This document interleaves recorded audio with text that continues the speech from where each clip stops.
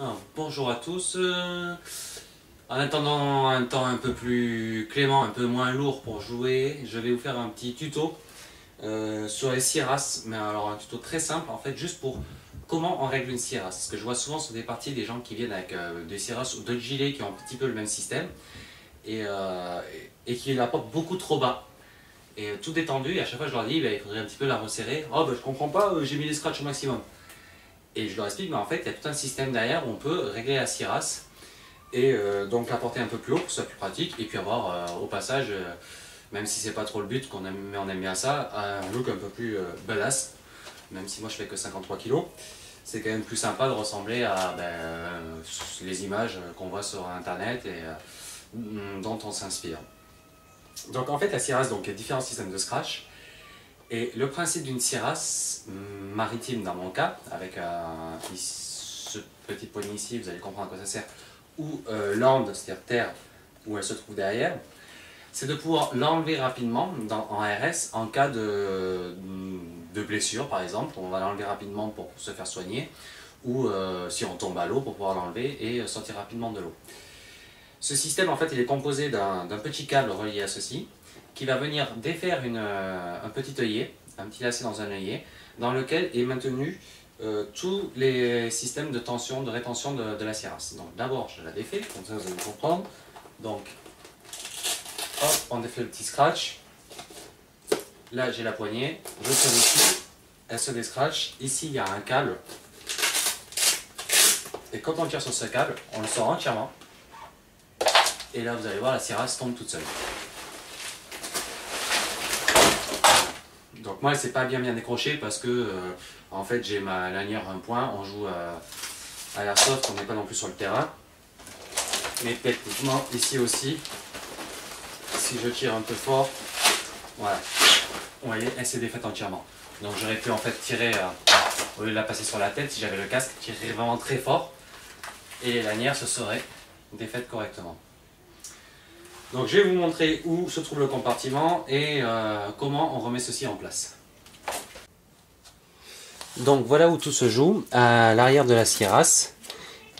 Donc ici, on défait la petite pression, on déscratche et on arrive dans le petit compartiment avec le câble dont je vous parlais, où on range le bout ici. Il passe dans la fameuse boucle dont je vous parlais. Et vous voyez plusieurs lanières qui correspondent en fait soit on va dire aux parties qui vont sur les épaules, soit aux parties qu'on scratch, soit à la partie ventrale, avec des œillets. Et en fait, on peut régler en tirant plus ou moins, hop, pour resserrer ou pour si on va vers le haut pour détendre. Et on peut régler en fait toute la scie ras de façon à ce qu'elle soit mieux maintenue et qu'elle nous colle plus au corps. Donc ça c'est mon réglage que je connais. Donc moi je suis un petit gabarit, donc mes épaules pour avoir la scie ras un peu plus haute et avoir un style un peu badass et monter au maximum, l'œillet le plus haut. Donc le numéro 1, je vais retenir. Hop. Je suis au numéro 2 sur, alors ça c'est les scratchs, c'est les deux parties, les deux volets où il y a des scratchs. Donc je suis à l'œillet numéro 2. Et pour la ventrale, œillet numéro 2. Et la ventrale, je suis à l'œillet en partant toujours là-bas. 1, 2, 3, 4. Je suis au 4e pour la ventrale. Et ici, on voit que c'est là où l'œillet. Ici, on voit. Voilà, il se prend ici au centre. Voilà, donc c'est là que tout se règle. Donc voici la scie ras en morceaux. Donc ça, c'est la partie de devant, avec les épaulettes et les lanières. Vous voyez donc les fameuses lanières épillées. Ici, on a la partie scratchée. Donc vous voyez, elle est restée sur le scratch et en fait, il s'est détaché de l'intérieur. De l'autre côté, la partie arrière et la partie ventrale. Donc maintenant, on va tout remonter. Alors, j'ai mon câble. On va le remettre sur la partie de devant.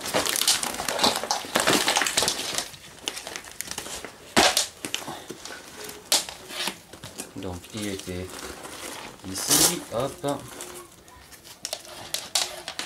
Il était sur ma droite.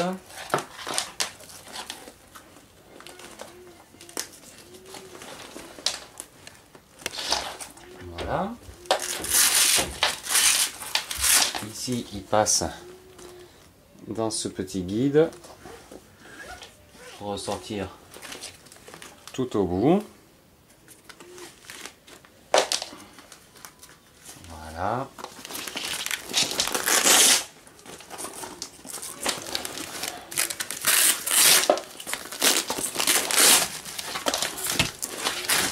Voilà. Donc ma partie comme ceci. Je viens placer ma partie arrière. Le petit compartiment où tout se passe.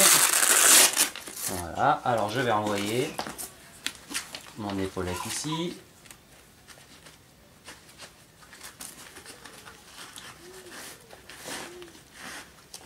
Hop, elle rentre là.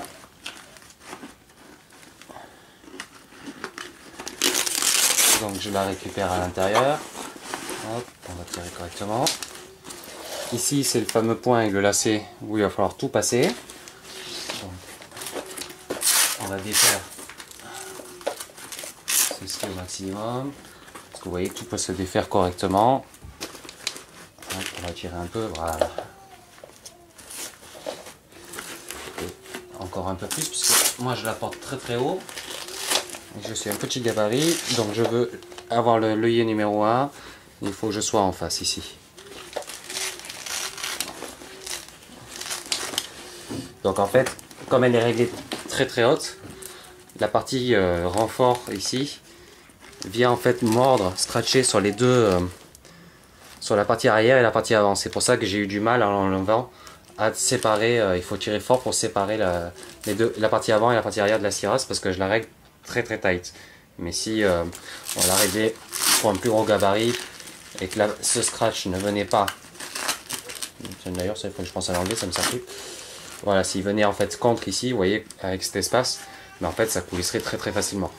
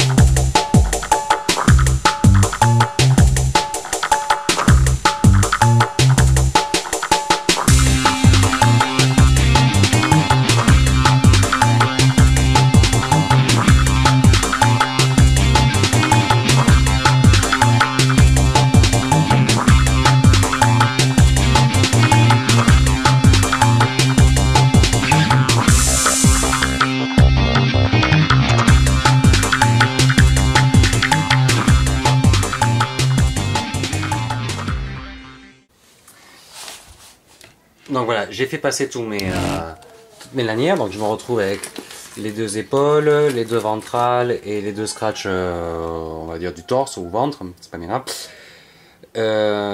Et donc maintenant je les fais tous passer les œillets selon mon réglage dans le lacet. Donc je sais que ici, moi c'est le plus serré, c'est le numéro 1. Hop, ici, 1.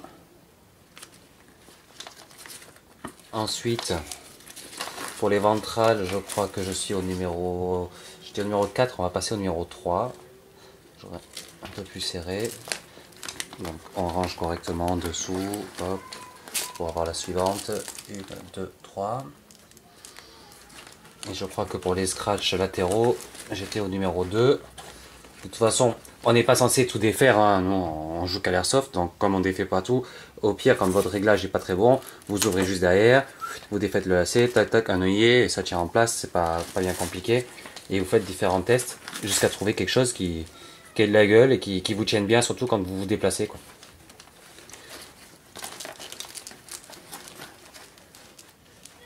Il faut de la place, voilà. J'ai dit au numéro 2.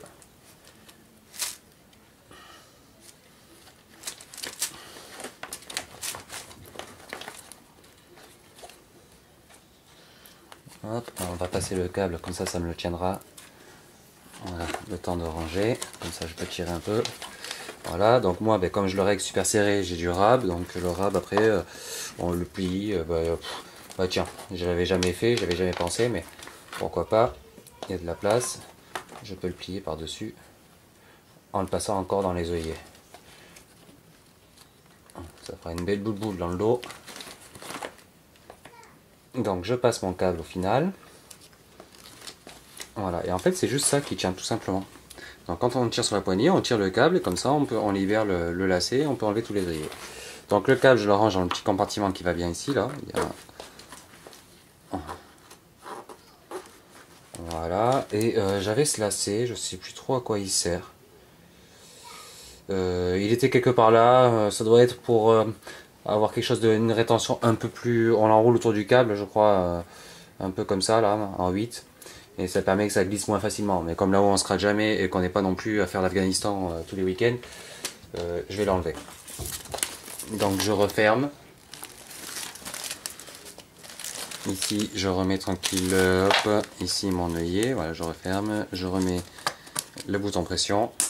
Voilà, et donc je me retrouve avec ma serrasse réglée comme je voulais exactement. Donc j'utilise une sangle qui va pas du tout avec. Donc effectivement en conditions réelles ça pourrait gêner pour enlever la serrasse puisque moi ma sangle je la passe dans les épaulettes, donc forcément ça ferait un lien entre l'avant et l'arrière, on ne pourrait pas enlever la serrasse. Comme je dis, on ne fait que de l'airsoft.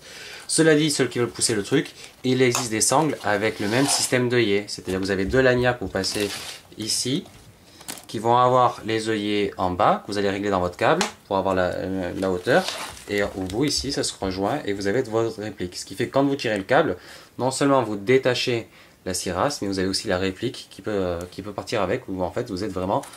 Si vous faites des bonnes parties d'airsoft roleplay et que vous tombez dans l'eau, eh ben, vous pourrez sortir de l'eau et pas vous noyer. Mais c'est pas tellement le but c'est surtout d'avoir, comme je disais, une serrasse bien réglée et qui tienne et que c'est de la pure gueule quoi.